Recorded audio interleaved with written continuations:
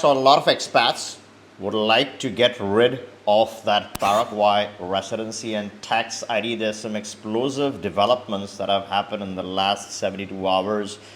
Things are crazy and there's a lot of chaos or panic amongst a lot of people. I'm going to discuss what is the impact, what are the changes, the two very important changes, why a lot of you watching might want to consider renouncing or getting rid of any of these IDs from Paraguay. The second problem is the boots on the ground, but the biggest problem is really a new law that is directly obliterating a lot of privacy for crypto investors and crypto holders. If you hold crypto and at the same time, if you have the residency card, either it's temporary or permanent from Paraguay, this video is for you. The law is Law 47/26, and the impact that this creates is that if you have that tax ID, then you've got to report all your crypto. Now, paying taxes or how much you owe, the 9%, 10% ratio is a separate topic. We are not discussing that.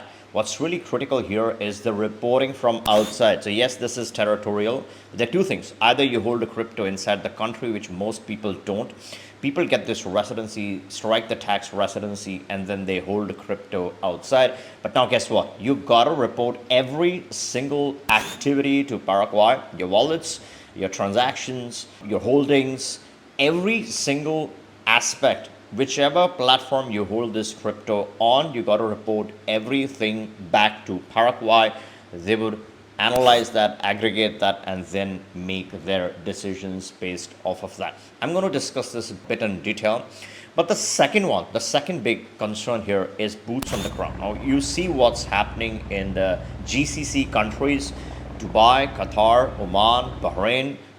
All these countries have boots on the ground from Western countries. They provide stability and security to these nations.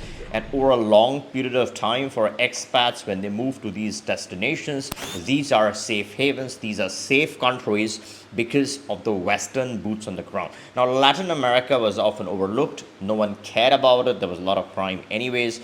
But now that is changing. Now, there's a lot of security that the Western countries want to provide to Latin America. So Latin America is in the spotlight. I think it's going to be the next GCC area on the Latin side. What has happened? What are the few things that have happened? The first thing that has happened is Maduro was picked up from Venezuela. There's heavy demand from Ecuador. So that president was called to the White House. So he's on board. And very soon, it's expected that you might see boots on the ground in Paraguay. And this is not just these two or three countries. Across Latin America, I think what the West would want to do is have security in place like they've always had for GCC. So then there's less of any threat to this Latin America. Now, expats would be split on this. Some expats would like to see those boots on the ground, would like to see similar faces patrolling their city. And other expats are trying to flee all of that. They feel this creates chaos, confusion, and then this leads to war. It's up to you what you think and what you feel, but a lot of viewers watching this channel try to find diversity. They don't want to have the same of the things that they see at home. So that's the second reason why people are trying to flee or get rid of this option. Now, when you hold a residency and the tax ID, the two things, one is the residency, the second one is the tax ID. When you hold these things and you hold crypto at the same time, you're creating obligations for yourself.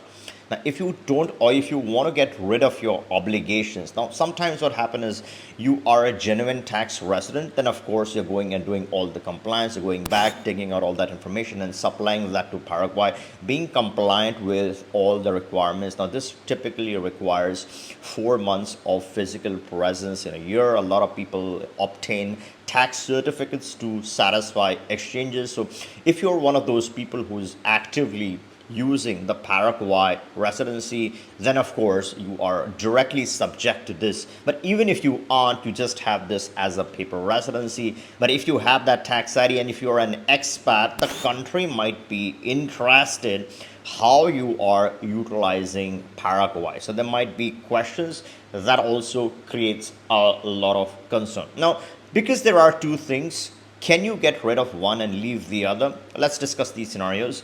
First thing is, the first and foremost of most interest to a lot of people watching is the tax ID. So that's one thing. The second one is the cedula, which again would evidence your residency. But tax ID is mandatory for a lot of people. They would want to cancel that. Can you just ignore it? Can you throw it? No, the answer is no. You will have to report this, give a request to Paraguay, and you would need to deregister from their tax system in order to successfully get this done. At any point in time, you are looking to do this successfully and properly, you can always click the link. We have a team on the ground in Paraguay that can successfully help you register from this system. That's one thing. The second thing is, do you leave the residency as is? Now, this may create a presumption of you still holding ties. So if they see that you have cancelled your residency or cancelled your tax ID, but you continue to be a resident, they still have jurisdiction. They can obviously raise questions. So if you're doing one, it always makes sense to do the other. Now, technically, you can ignore the scheduler part, not renew it, leave it, forget it. That's one approach. But ideally, if you're doing one, then you just do the other one. Apart from the changes, now people would want to shift to something else. They would like to look for some other alternatives. What is the best alternative or a lasting alternative? Countries in Latin America have become unstable from a tax perspective. They were lax, they were relaxed, but now they're cracking down. They are complying directly with the Western demands. They have seen what's happened in the Gulf. They don't want to be the similar casualty. They want to obviously provide boots on the ground and comply exactly with the demands of some of these Western countries.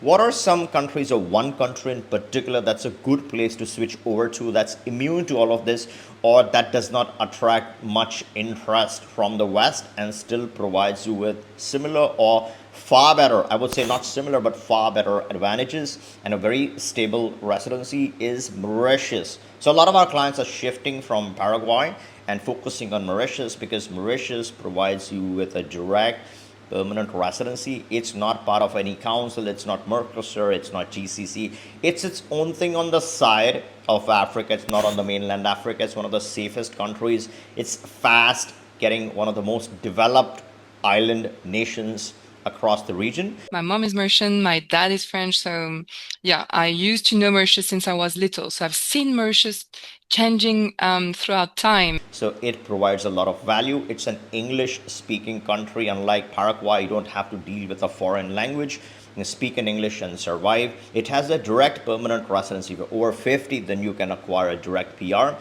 If you're under 50, then you do the company formation. It could be a local company, a GBC.